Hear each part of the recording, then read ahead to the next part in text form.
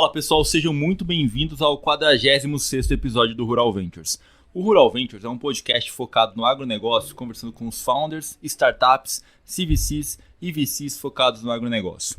Lembramos que esse podcast é o oferecimento de Cargill, ajudando o mundo a prosperar. E hoje, Kieran Gatland, boa tarde. E aí, tudo bem? Tudo bom? Tudo ótimo. Tranquilo. Cara, tudo hoje... bem, o ano novo? De novo? Que isso, cara? A gente já tá no... Tô quase no carnaval já. Cara, hoje a gente tem um convidado que eu acho que vai ser super legal. E acho que foi bem de caso pensado que você fez isso. Que você convidou essa pessoa para que a gente possa comparar a visão que nós temos no agro. Que nós ficamos ali naquela bolinha ali, né, trabalhando ali naquela bolinha. Com o resto do mercado, né? Para falar assim, pô, como que esses caras olham o mercado? Como que esses caras trabalham com o PMF ou a visão do founder? Como que eles olham o mercado? E hoje, muito obrigado, Guilherme, por estar aqui com a gente. A gente vai entrevistar hoje o Guilherme Lima. Ele é Venture Capital da Astela, editor e responsável pelo Dealflow BR. Sigam lá, pessoal, Dealflow BR, tá? É muito interessante. Obrigado, Guilherme, pela sua participação. Muito obrigado pelo convite. Um super prazer, honra estar aqui com vocês. Obrigado. E antes da gente começar a falar do Guilherme, cara, eu queria falar que eu sou um grande fã da Astela. Pô, a criação de conteúdo de vocês é incrível. O podcast da Astela foi um dos primeiros que eu comecei a escutar lá atrás. Depois veio o Around the World e tal aí. Mas o primeiro lá, cara, que era o Playbook, né? Cara, eu sou fãzaço. Quando eu comecei a falar com o Kira sobre o mercado, eu gabaritei todos os episódios ali, cara, e é muito legal como que vocês se comunicam com o mercado e a quantidade de conteúdo que vocês colocam no site. Parabéns lá, viu? Pô, super obrigado. Acho que, já fazendo aqui uma ponta nisso, acho que isso veio muito dos dois fundadores da Astela. Eles, né, começaram em 2010, assim, né, o primeiro fundo, e sem capital eles tinham que ajudar muito ali na mentoria. E essa foi a forma que eles construíram os playbooks, né, o conteúdo deles, e isso começou a escalar pelo time. Então, hoje em dia, o time inteiro produz praticamente, né? Não sei se eu te comentei, mas eu trabalhei com Laura, né, no Santander 20 anos atrás. Ela era analista na área de equity research. Então, ela sabe muito bem, né, fazer as relatórios, a Laura assim, traz, assim, em geral com tudo, né? Essa coisa de research, a gente tem na Astela, até para vocês saberem, a gente tem um squad de conhecimento, que é onde saem os conteúdos, assim. E a Laura hoje é a líder desse squad e ela traz essa coisa de research, como era feito, e a gente tenta colocar um pouco. Né? Que legal, cara. Não, mas eu tinha que falar porque a geração de conteúdo que vocês têm lá é incrível mesmo. E o Guilherme, né, o Dealflow BR, também. Eu conheci você, acho que através do newsletter. E eu acho que foi uma grande atração para o Astela te contratar também, né, talvez. Ali teve um fit bem forte, né, dessa coisa de produzir, conteúdo, né, e trabalhar conteúdo com essa coisa do conhecimento da Astela, de também né, criar esse, né, trazer para dentro o conhecimento que a gente, né, constrói, assim. Vamos aproveitar esse gancho que o Kieran colocou aqui, cara. Quem é Guilherme Lima até chegar na Astela? Legal. Assim, né, mais minha trajetória de carreira, eu considero que eu tive duas carreiras, assim, porque eu vim do mundo corporativo, né, até eu trabalhei muito em RI, né, em relações investidores, assim, até vi o livro ali, Manuel da... que eu li esse livro na época. E daí eu trabalhei em Gol, linhas aéreas, ali em 2006 a 2009, e foi uma escola muito legal, porque a Gol ali estava naquela onda, né, de low cost, Brasil transformou a aviação, queridinha da bolsa, né, né, tinha trouxe muita inovação na época lá, aquela época foi... O IPO foi sucesso, foi super legal, assim, aprendi bastante, com um time legais. Aí eu tive algumas passagens também nessa área, um pouco RI, um pouco sell side dentro das empresas, né? Então eu participei também da venda do grupo Notre Dame Intermédica para a Bain Capital, né? Que depois ela fez o IPO, assim, então lá em 2010, mais ou menos. O RI é tudo novidade, cara. É legal isso aí. Tem um pouco, né? Assim, eu olhava a empresa legal, né? E tinha que vender um pouco ali, assim, né? Conversar com os investidores, né? Então tem um pouco também dessa coisa de plataforma, assim. Aí, né, nessa rota, eu fui para a Lynx, que também era praticamente a primeira empresa SaaS aberta do Brasil, assim. Então foi super legal que aí eu entrei no mundo de tecnologia, conheci o que era SaaS, aí falando muito com o mercado investidor, comecei a entrar de fato no mercado, e ali deu, né, o tique na minha cabeça, é por aí que eu quero seguir minha vida.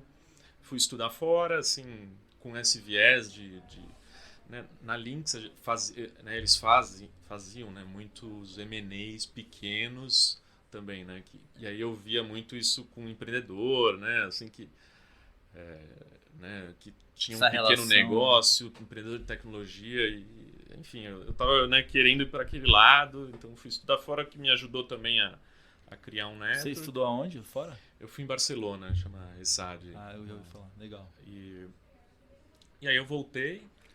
No Brasil tava muito ruim, assim, era 2016. Não quis ficar por lá, não? É que tinha algumas coisas também mais pessoais que eu tinha que voltar, mas eu voltei 2 meses antes do impeachment da Dilma, assim, né? Então tava super difícil. Mas assim, daí o pessoal da ACE, Aceleratec, na época, super me abriu as portas, assim, a gente fez um trabalho, eu acho que super legal lá né, eu era o 7º do time, o portfólio tinha 20 empresas, a gente cresceu, né, em 3 anos para 120 empresas, assim. Aquela coisa de aceleração super intenso no dia a dia com os empreendedores, acho que numa época de 2016 que também não tinha capital praticamente, assim, era aquela coisa, era mais escasso ali, você tinha que caçar os investidores para te investir. E depois disso eu tive uma passagem por um corporate venture chamado Elsys, que acho que não, né, teve algumas dificuldades, acho que daí a gente pode, um dia é outra conversa de corporate venture, acho que. E aí eu, né, nessa rota eu fui para a Astela, né, numa pegada, como a gente já falou, assim, que eu já estava criando conteúdo até para mim, assim, e encaixou com esse fit cultural foi cultural, com as pessoas já conheciam um pouco, então deu super certo, assim, e eu tô na Astela já há quase 3 anos. Que legal, cara, que legal. E hoje você é responsável por uma vertical dentro da Astela. Como que funciona a sua posição lá dentro hoje? Você olha e fala assim, não, eu olho todos os setores. Como que funciona? Na Astela a gente tem um olhar agnóstico, né? A gente hoje são 4 sócios, né? E aí cada sócio tem um par, né? Então eu sou par do Edson Rigonati, né? Que é o fundador da Astela. E aí a gente tem algumas coisas que a gente trabalha, às vezes, setor, né, que a gente está mais quente para aquele momento. Acho que e aí cada outro sócio também faz isso, né? Então a gente tem algumas teses hoje assim mais quentes né, a gente chama de SaaS vertical, né? Aquela coisa que vai dentro da cadeia. O que é PLG, né? Também a gente, né, de Product Led Growth, né? Esse modal de vendas a gente tem olhado, um pouco de cripto, o que né, vai acontecer. Então, algumas coisas assim que a gente tem olhado mais, mas eu fico com o Edson, a gente tem o que a gente chama até também de squad de investimento. E aí, como eu estava falando, então a gente é super agnóstico em termos do setor. O que a gente olha e muda um pouco a perspectiva é no modelo de negócio. A gente olha, né, o SaaS, o Marketplace ou empresa de consumo. E aí cada uma a gente tem... Entra no detalhe. Como um playbook, né, de como funcionar. A gente acredita muito que a gente ajuda mais nessa coisa do Product Market Fit e Go to Market, né? Então cada modelo acho que tem sua peculiaridade nisso e a gente tenta ajudar dessa forma. E aí quando a gente vai para setores, a gente tenta pedir ajuda de especialistas para nos ajudar isso é legal porque a gente fica numa bolha, não consegue... Se complementa, né? Às vezes a gente gosta também de trabalhar com fundos que não são especialistas no agro, mas eles têm um outro olhar, especialidade em SaaS ou em modelos de negócios, que ajuda a gente também, que não é especialista em modelo, né, de negócios. Traz uma visão de comparação muito melhor, né? Muito maior, né, gente, na verdade, né? E aí, aproveitando esse ponto, Guilherme, como que funciona o processo de seleção da startup? Vocês procuram uma proposta de valor específica? o modelo de negócio, até o próprio PMF, o Product Market Fit que você comentou. Explica pra gente um pouquinho da tese de investimento da Astela. E o deal flow, né? Onde você... tudo inbound ou vocês vão atrás também? Legal. Tá, assim, de tese a gente... Né, o sweet spot ali da nossa tese é o seed.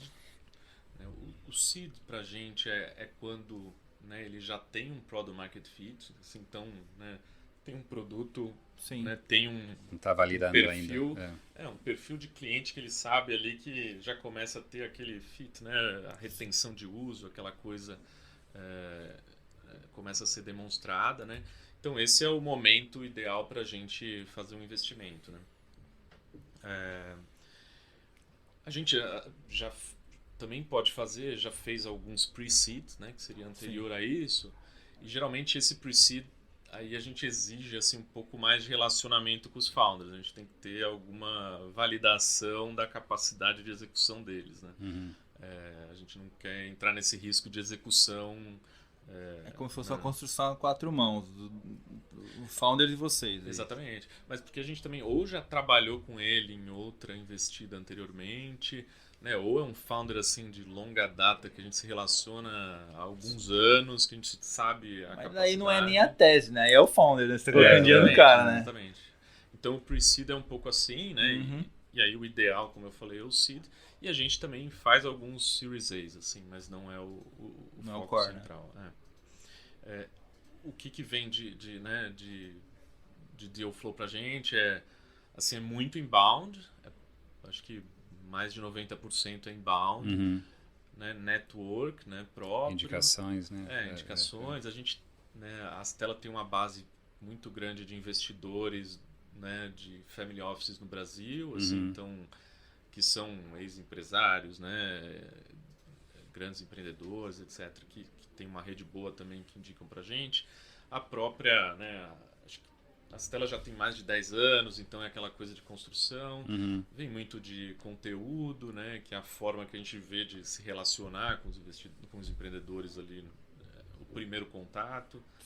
Então, basicamente é isso, assim, do que vem de... O modelo do Astela é um pouco diferente, né? Os seus investidores são principalmente todos brasileiros, né? Não tem investidor estrangeiro e os outros fundos... tem bem pouco. O core, né? Que acho que é a nossa tese bem estratégica, né? Eu não coloquei que é só Brasil, né? Então a gente só investe o que a gente coloca, ou founders brasileiros, eles podem estar fora do Brasil, ou negócios no Brasil, operando no Brasil, daí pode ser founders estrangeiros. Que depois pode exponencializar para usar outras frentes, mas começou no Brasil para investir aqui, né?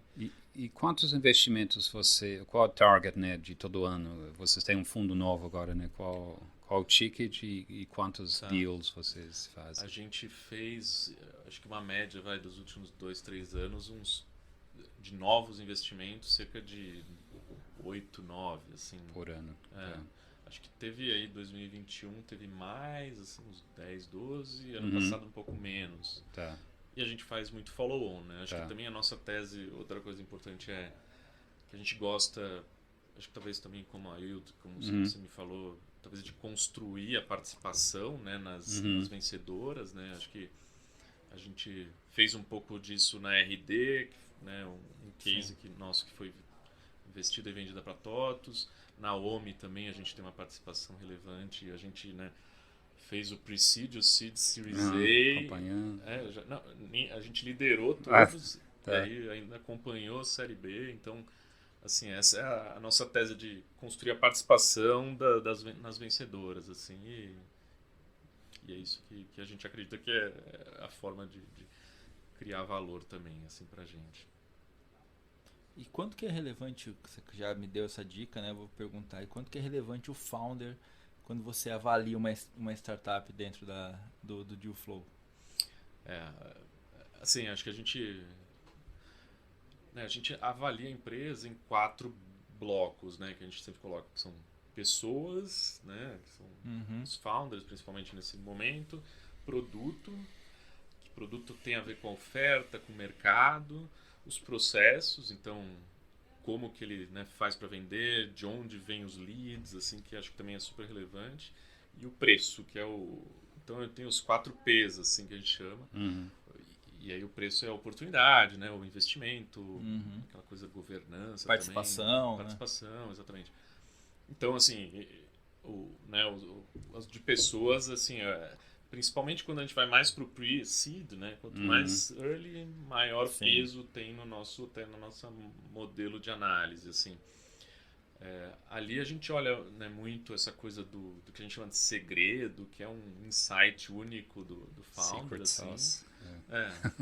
E acho que tem aqui, né? Esses dias eu ouvi uma coisa bem legal que, né, o insight, assim, um cara falando que até o cara o Andy Hashlev, que é o cara que praticamente criou o Product Market Fit, o conceito, né? E ele fala, pô, o insight único, ele é mais importante até que a experiência dos founders, porque senão, né, um Facebook não seria criado, assim, ou um Snap também, que eram essas empresas. Então, acho que o insight talvez é mais importante. Mas também a experiência no setor, né, acho que depende dos modelos, assim, de mercado, acho que isso importa. E aí tem algumas capacidades, assim, né, de vendas, de fundraising, que é muito importante, que a gente acredita para a rota de venture capital. Então, a gente analisa nisso, mas sem dúvida, assim, a gente tem que olhar, assim, como ponto principal, acho que o empreendedor. Uma curiosidade minha, nos founders que vocês têm investido, ou numa amostra que você tem na cabeça, esses caras, eles são mais maduros ou eles são mais jovens que saíram da universidade com a ideia? Eu não lembro exatamente a taxa, assim, mas até o modo de a gente olhar para o founder de perfis, a gente tem 4 perfis, né? Um que é o first timer, que é o cara que nunca empreendeu, o Mafia Tech, que é um cara a gente chama de early founding team, assim, né? Dessas raps da vida, né? iFood, etc. Tem o executivo, que geralmente é o cara que vem de uma grande empresa e cansou da vida corporativa. Quer empreender em tecnologia. E tem o serial founder, o super founder que a gente chama. Aí o super founder é tipo um cara que, né, fez uma empresa venture backed, né, já na rota do venture capital, saiu bem. Esse cara, assim, é o que a gente mais gosta, né, acho que, obviamente. O cara já sofreu já em outro, ele já tá conhece calejado. Tudo, né? Se ele vai fazer de novo é porque ele... Tem o playbook, e, né, tem tudo. Às vezes fica mais difícil a negociação ali, mas eu acho que o risco, né, como eu falei, de execução é menor.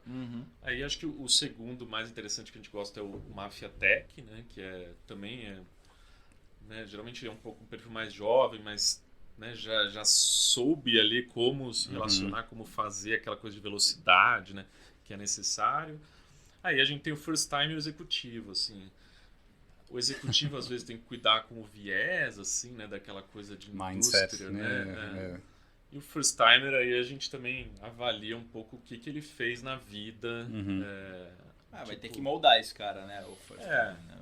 Mas às vezes o cara first timer ele já vem com alguma coisa, assim, é um estudioso, vem com, né, assim, uma universidade perfil, né? Muito boa, assim, alguma coisa que ele já teve um rigor em alguma área da vida ali de executar alguma coisa que ele pode trazer para o negócio. Vocês olham muito, então, quando olham para o founder, a capacidade do cara de seguir regras e procedimentos e protocolos, porque na verdade é um jogo que você tem que seguir essas regras, né? Tipo, de protocolos para você chegar lá na frente, né? Assim. Eu acho que tem uma coisa de foco, a gente acredita muito, né, nisso, que a gente, acho que até os seus 10 milhões, né, de receita anual em dólar, até a gente acredita que você só vai né, a melhor forma de chegar é um produto só, né, um mercado só, um canal de distribuição e um modelo de vendas, assim, né, de entrega. Explorar ao máximo. E aí você vai nele, daí você consegue ter foco e, né, maior eficiência naquilo, assim. Então, assim, isso é super importante.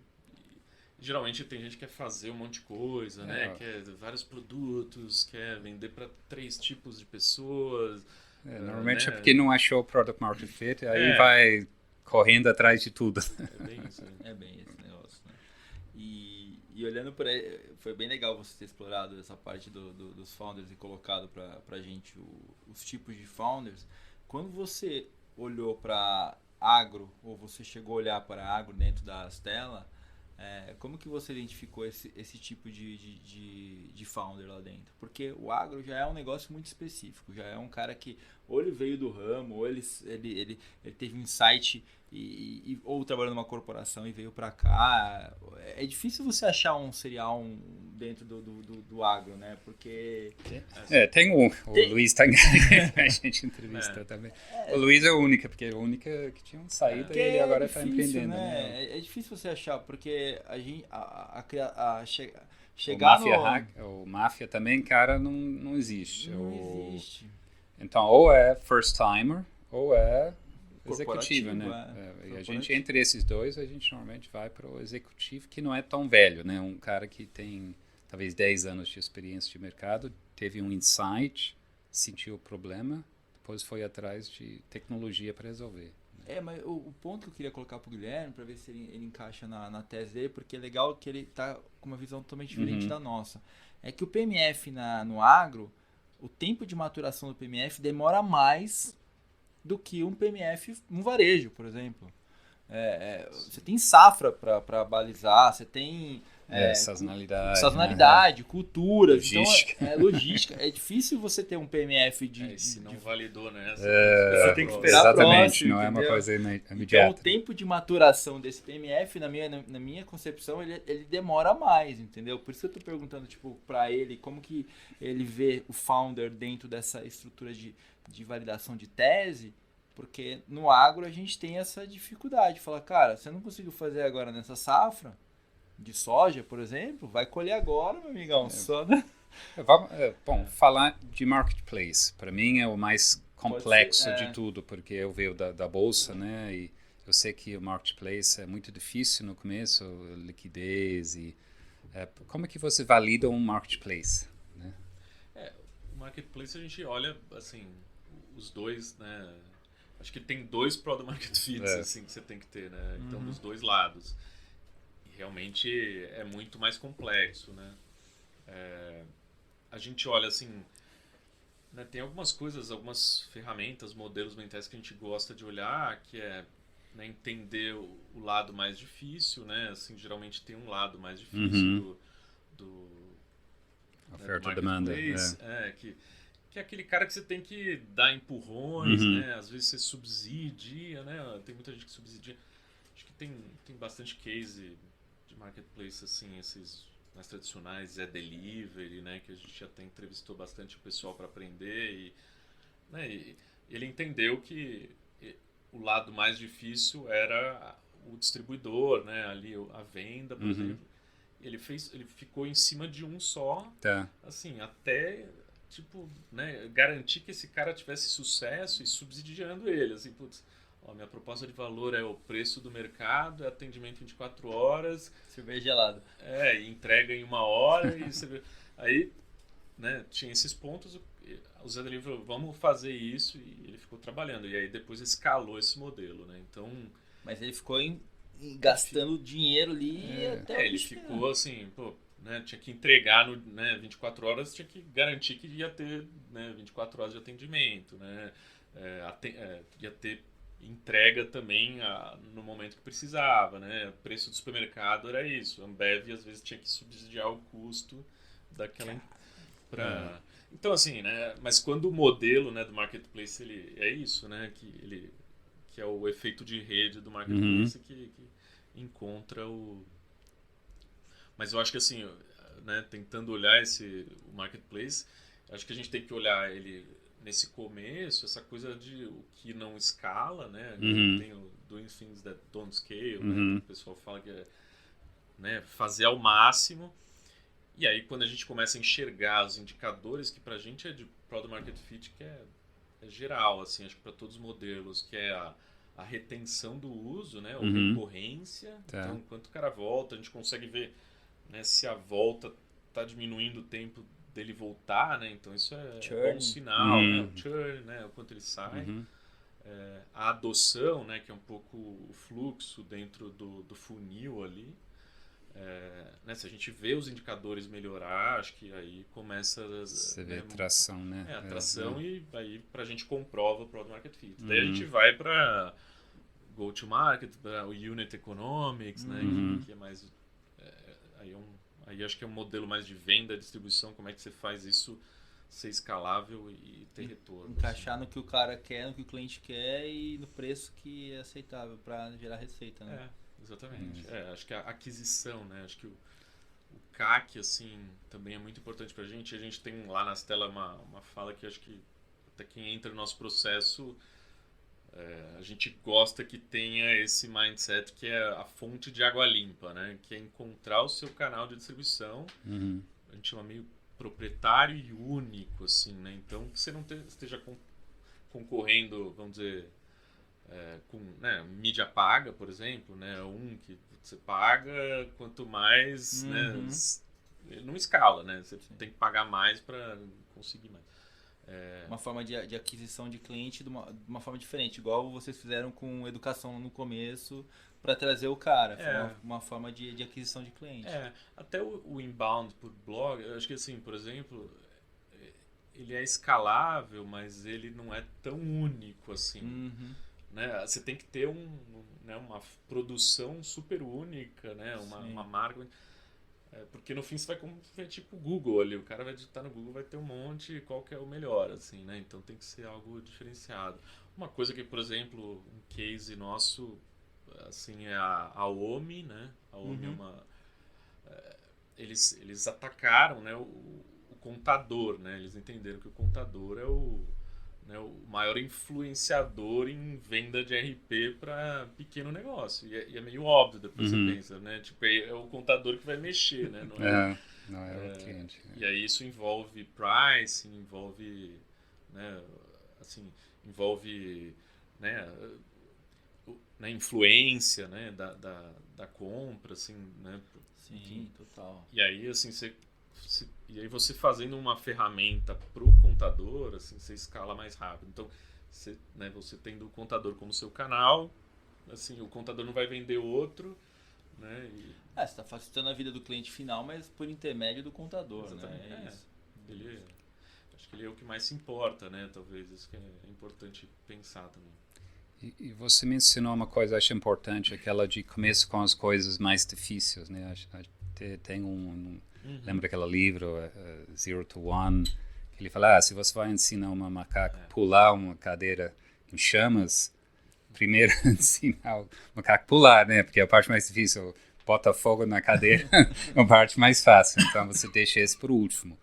E eu acho, principalmente para first time, né? O cara que nunca empreendeu antes, é muito fácil ele sempre fazer as coisas mais fáceis e falar, quando eu tiver dinheiro, quando alguém investir em mim, eu vou fazer o parte mais difícil, mas é o contrário, tem que...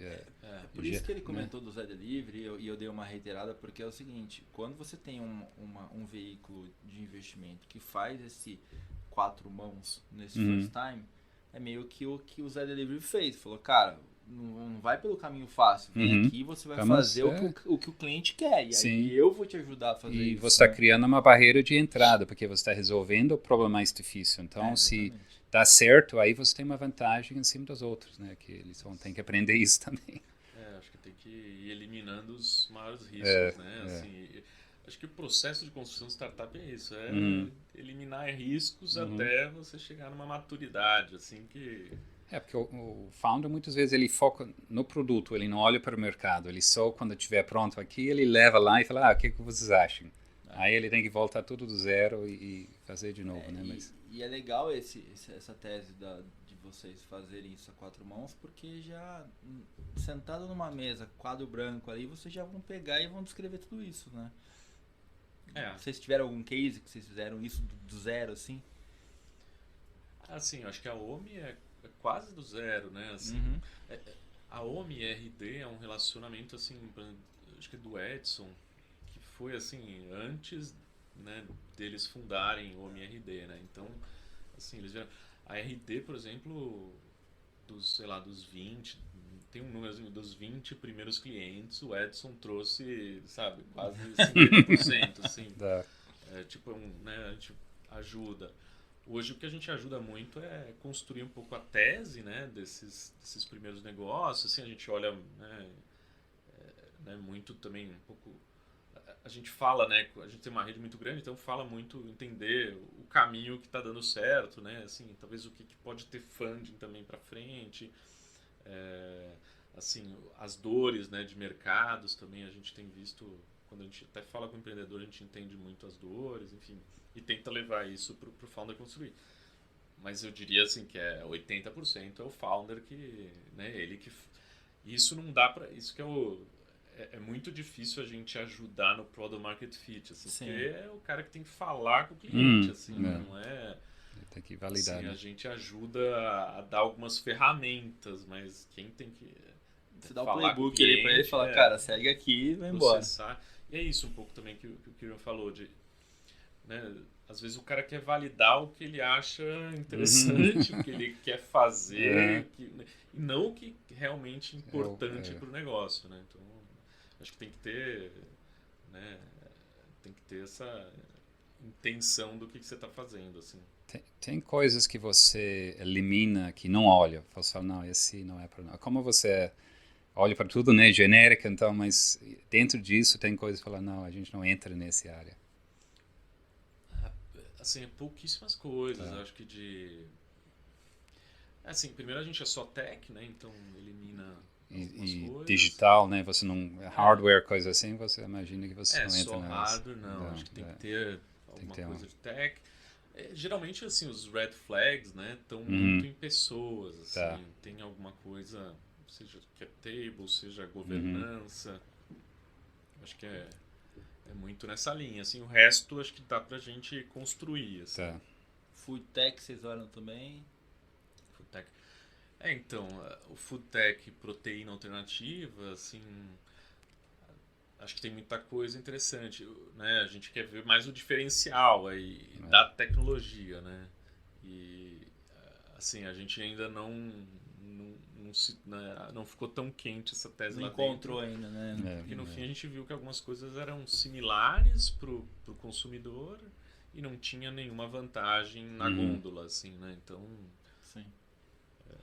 ainda é um pouco isso inicialmente que a gente tem, mas isso acho que se a gente vê alguma tecnologia aqui que sobressai, acho que a gente pode fazer. E como que você vê, Guilherme, essa corrida das startups, correndo várias startups fazendo a mesma coisa, o dinheiro encurtando, né? Que a gente viu agora aquela linha do unicórnio sendo mudada para camelo, agora tem que entregar resultado.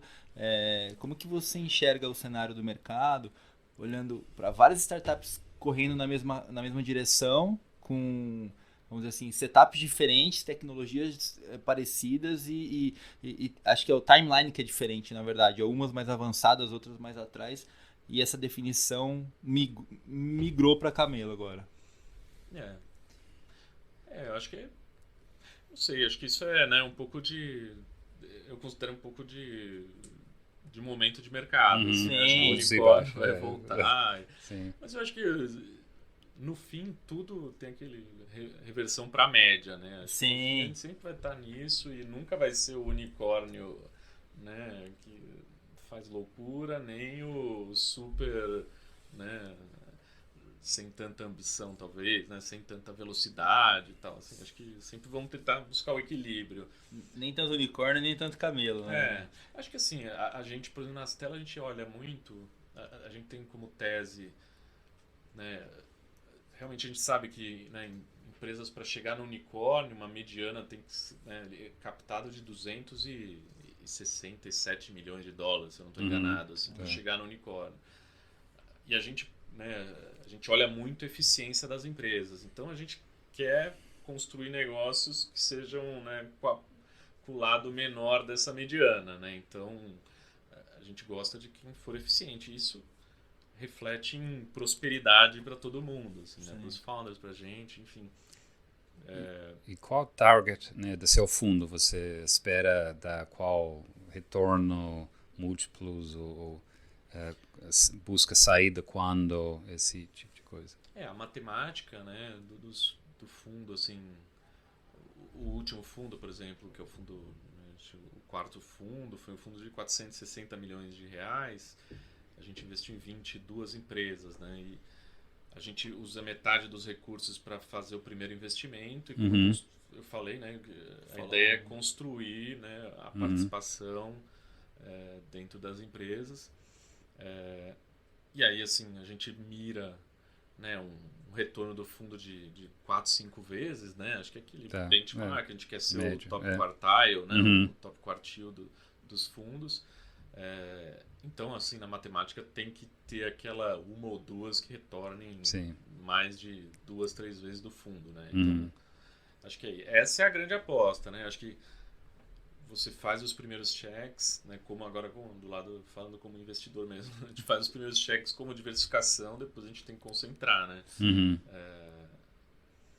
Mas, enfim, e isso, né? Acho que fazendo boas escolhas e ajudando, acho que não é, né? Acho que a gente consegue encontrar dentro do portfólio as melhores e aí a gente tenta ajudar a gente chama do messy middle ali. Só para ver se eu entendi, vocês fazem uma diversificação inicial quando vocês lançam o fundo, aí vocês vão acompanhando o crescimento dessas startups e você vai colocando mais cheque naquela que tá andando. Postei o cavalo, os cavalos estão ali. Você escolhe os melhores e você põe apostando no cara que está na frente, né? Porque...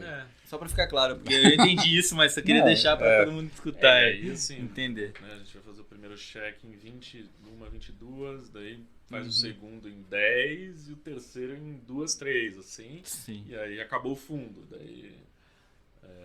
Daí a gente tenta mais ajudar para levantar IPOs, etc. E vocês fazem co-investimento? Sim. A gente tem uma tese mais de liderar, né? Porque é um pouco isso que eu falei, de construir a participação. Mas a gente super tem, assim, co-investimento com bastante do mercado brasileiro, bastante VCs. Fica à vontade, toma água aí, cara. A gente tá aqui, vai falando, né? Não vai embora. E uma pergunta que eu tenho para você, assim, quantas agritechs vocês têm no portfólio hoje? A gente tem 2, né? Então a gente tem a Gávea, que é aí um marketplace, né, de commodities. Com um pouco de blockchain, né?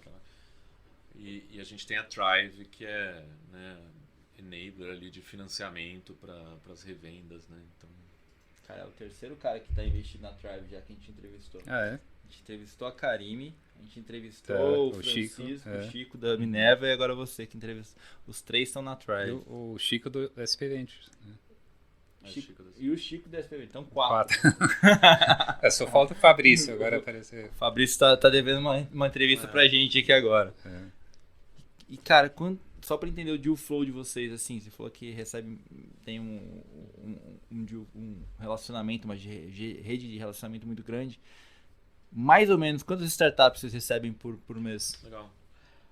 A gente, assim, por ano, a gente por recebe, ano. Eu vou fazer um funil até para vocês entenderem como funciona, até o processo, né? A gente recebe aí 1.000 startups, assim, 1.000, assim, né? 1.000 touchpoints, assim, seja um e-mail, seja alguma... Contatos. Uma troca, né, assim, uma única troca. Geralmente, assim, umas 300, eu diria que a gente engaja mais de uma troca, né? 100 delas vão para... A gente não é um comitê, né? Porque a gente tem até um processo decisório um pouco diferente hoje em dia, mas 100 chegam ali seria um comitê que a gente apresenta para todo mundo, né, as oportunidades, e dessas a gente investe, como eu falei, na média em 20. Em 10. 10. Né? Então é 1%, né? 1%. E essa é a taxa, né? Não sei, exatamente de mercado, assim, e não é, né, naturalmente a gente chega nessa taxa, mas... A gente fez o mesmo, a gente mapeou em 3 anos 1.800, investimos em 18, exatamente 1%. Exatamente. Então, é mais ou menos isso a média, né? Na ACE lá também a gente tinha um pouco isso, assim, mesmas taxas assim, de conversão. Então. Pô, bem legal. E aproveitando esse podcast também, o oferecimento da Arara Seed, a plataforma do crowdfunding do agronegócio. E aí, aproveitando do crowdfunding, o que você acha desse modelo de crowdfunding? Como que você enxerga esse modelo no Brasil? Porque eu entendo que ele precisa de uma fase de amadurecimento, tanto do lado do investidor, como também de conhecimento e de informação do mercado para que esse investidor coloque o dinheiro lá. Logicamente, agora com taxa de juros a 14, você acha que vai enxugar um pouquinho, mas queria ter um pouquinho da sua visão sobre esse modelo. Eu gosto, assim, eu sou super a favor e, assim, já vi bons negócios, assim, já vi boas experiências. E eu acho que é legal que, né, fala com o mercado, né, os crowdfunds, assim, ajudam muito na educação. Conheço bastante alguns, assim, e gosto do trabalho. Eu acho que tem aquela coisa que para mim é um pouco alguma preocupação, que é um pouco essa governança, né, um pouco de informação, de como fica o relacionamento. Eu sei que algumas fazem muito bem, acho que eu botaria só esse, né, ponto. E eu acho que tem alguns perfis, assim, de startups que se dão melhor nisso, que são as que têm mais comunidades, né, assim, gera engajamento, né? Que gostam de PR para crescimento, né, de mídia, assim. Acho que isso faz sentido com o perfil do público, e aí, né, você cria uma base de fãs, né, que vão disseminar, assim. Acho que faz mais sentido esse perfil, assim. Mas, assim, eu tenho visto boas startups, assim. Às vezes a gente se depara com boas startups, né? Legal esse ponto que você falou sobre governança. Como que funciona o pós-investimento dentro da Stella? Legal.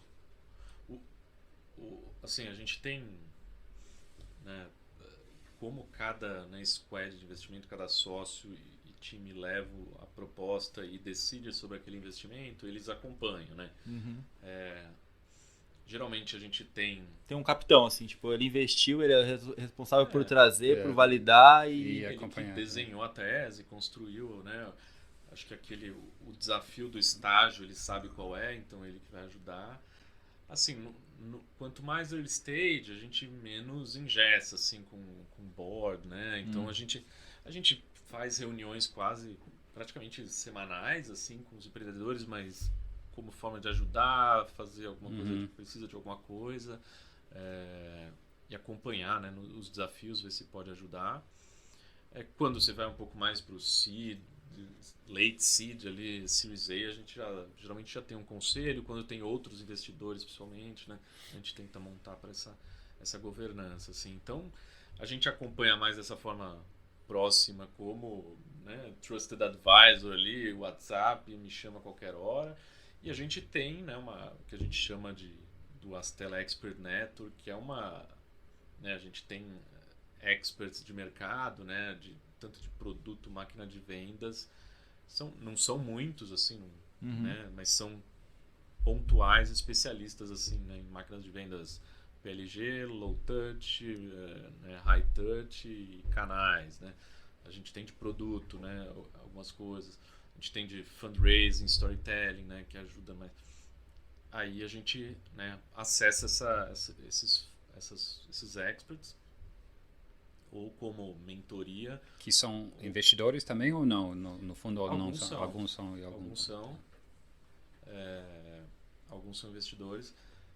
Mas eles são, né, eles têm uma forma de remuneração por sucesso também do fundo que eles ajudam, assim. Legal, isso é legal. Então, assim, tem super alinhamento, assim, e são pessoas super... E aí também com eles a gente, né, adquire muito conhecimento que vira conteúdos, assim, que faz essa roda girar. Sem dúvida. É um ecossistema que alimenta aí o founder com toda a informação que ele precisa, né? E esse é legal, né? O cara tá... preciso levantar a mão, pede, vem cá me ajudar, e faz todo sentido pro founder nesse momento, né? Que legal, isso é muito legal. E a parte de fundraising, você quer perguntar um pouquinho? Não, eu ia perguntar sobre como é que o startup que está escutando hoje, qual a melhor forma de sempre, claro que é um intro, um warm intro, né, é sempre melhor, mas se ele não conhece mandando o deck para vocês, vai faz sucesso ou não? A gente tem o site aberto e a gente revisa, né, as oportunidades por lá. A gente, assim, a equipe no geral é super aberta também para LinkedIn. E a gente está sempre em eventos, assim, acho que também, né, super à vontade em contatar a gente. A gente gosta muito de engajar por meio de conteúdo. Então, assim, né, eu acho que é mais pra, né, a gente gosta do relacionamento, né? O Edson tem aquela frase de, né, se você me pede dinheiro, eu te dou conselho. Se você me pede um conselho, eu talvez eu te dê dinheiro. Assim, então a gente gosta disso, assim, e aí essa forma de construir relacionamento. E nesse processo a gente entende se o founder, né, se a gente cria, né, um vínculo, tem a química e...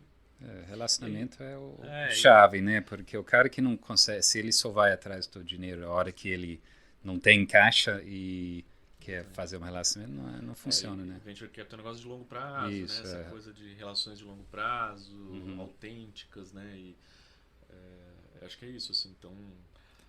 No final, o fio do bigode é o que manda, meu.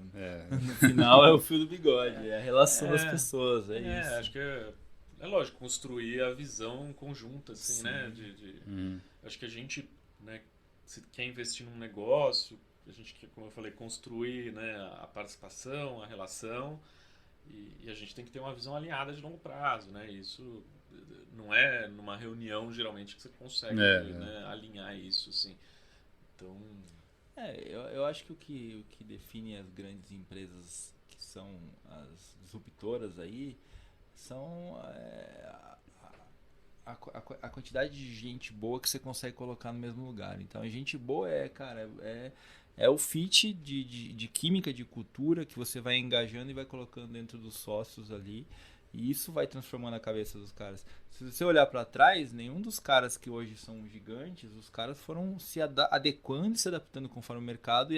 E aquela frase, né? Se você é a média das pessoas que você vive em conjunto, né? Então você vai melhorando. Então acho que é natural. Você vai sugando aí as partes boas das pessoas que estão ao seu redor, que te dando inputs positivos, aí você vai crescendo. Então acho que o grande resumo coloca gente boa que o negócio anda, né?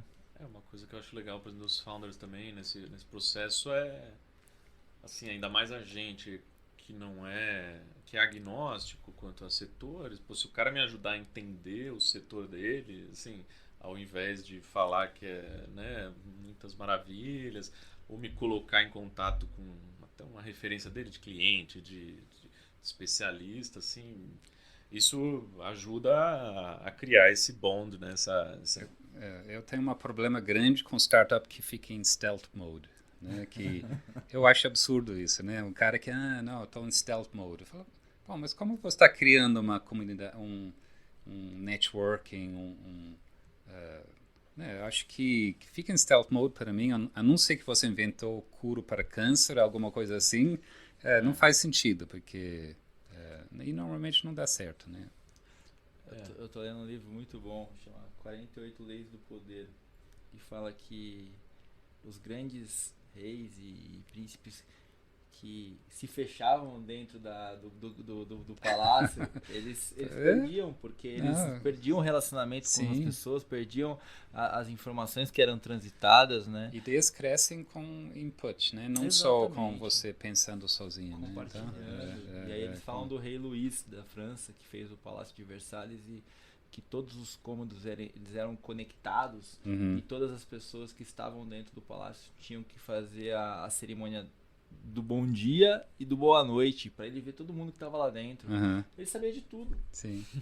É bizarro isso, mas faz muito sentido, porque se você fica fechado, você não sabe nem o que tá acontecendo, se tem concorrente, se não tem concorrente. Coisas mudam, né? E essa né, você cria menos probabilidades, né?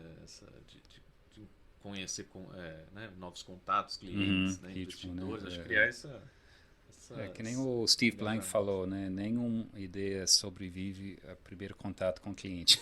Se você não está falando com possíveis clientes, porque está tudo segredo ainda, só vou apresentar quando está pronto. E falando desse negócio de conexão, como que você, Guilherme, compara uma startup que chega até vocês com o resto do ecossistema mundial, para ver se não tem nada comparativo lá fora que tá disruptando, que pode chegar aqui, ou para você até comparar a tese e falar, cara, se faz sentido, se tem engajamento lá fora, vocês conseguem fazer isso com que vocês têm parceiros globais?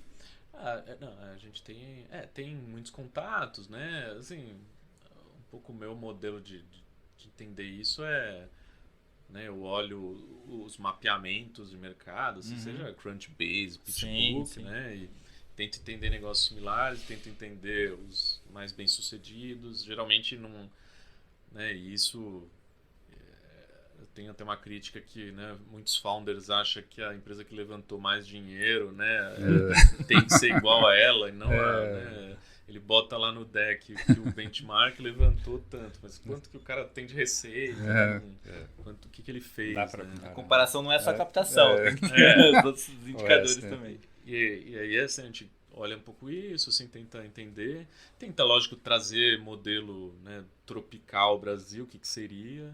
Eu acho que também tem legal, né, o que é legal é quando você tem a troca, né, entre indústrias de um modelo de outra indústria, né, que ele traz paralela, né, o negócio dele, seja uma forma de vender, uma forma de entregar, que ele traz de outra indústria, que ele quer ser, né, essa coisa, por exemplo, o Duolingo, né, que é um negócio de, né, gamificado no app, né, para aprender outras línguas. Que aí o pessoal usa, né, o modelo que é a educação ali para outras coisas, assim, que acho que também pode ser.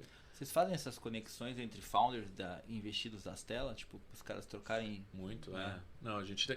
O Astela Expert Network, né, ele também ele é uma comunidade de todos os nossos founders, assim, a gente tem... enfim, que conecta... Eles se falam, né, basicamente quase um fórum, que também eles podem pedir ajuda. E assim... Né, a gente conecta tudo que a gente vê, né, de conteúdo, de similaridade, de um pode ajudar, a gente está sempre conectando. Acho que isso é até indicador, né, da forma de gerar valor, assim, de Astela como gerar valor do portfólio, assim, que são essas conexões, assim. Legal. Cara, se você pudesse dar uma dica para o founder que procura não só a Astela, mas o mercado de VC para fazer captação, qual seria essa?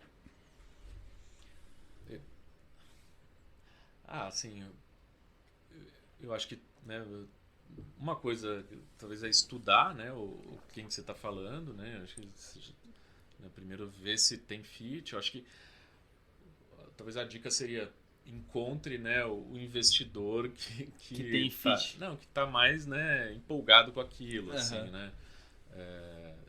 Acho que isso é tanto uma coisa ativa de procurar como uma forma de engajar e tentar encontrar nele, assim, apresentar para ele que ele fique, né, contente e engajado com a sua oferta, assim.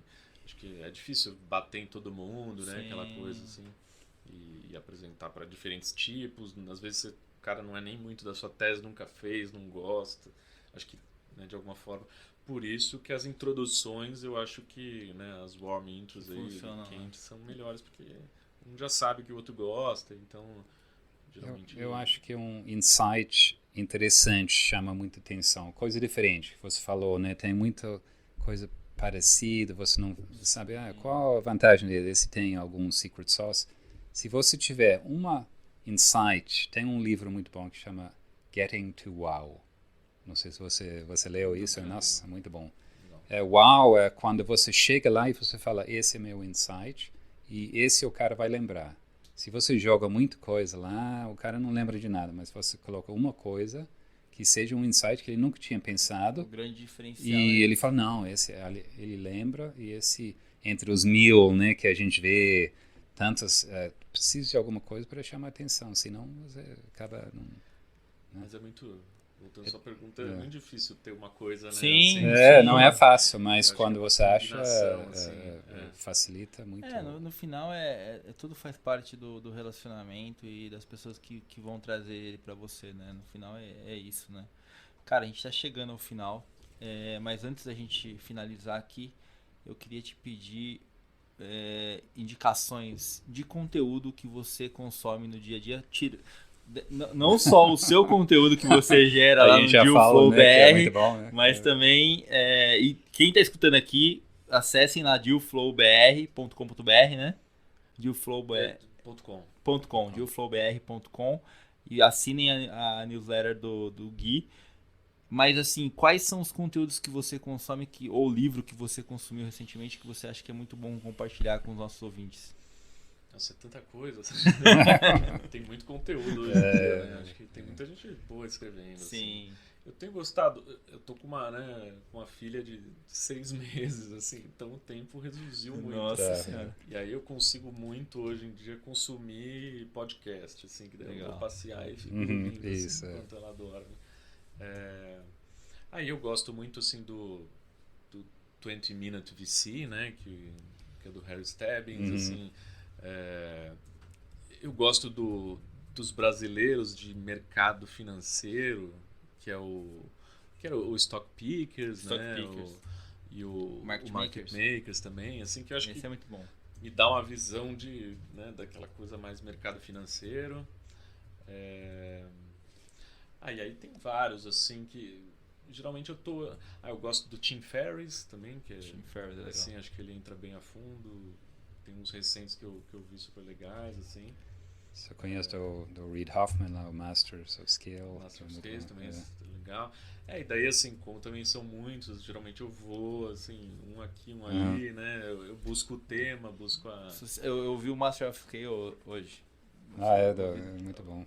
Tem acho que o número 1 que eu vi, que era do cara do Brian Chesky do Airbnb. Ele tem, assim, ele fala naquele né, sobre UX, né? Você vai montando assim o seu UX, uma estrela, o que seria 2 estrelas? 3 estrelas, ele vai até 10, o que seria tipo 10 estrelas do Airbnb tipo você chegar do aeroporto, botar um tapete vermelho e te levar no, né, tipo, beleza, onde você consegue entregar, né? Sim. É bem legal a forma que ele coloca assim. Muito legal.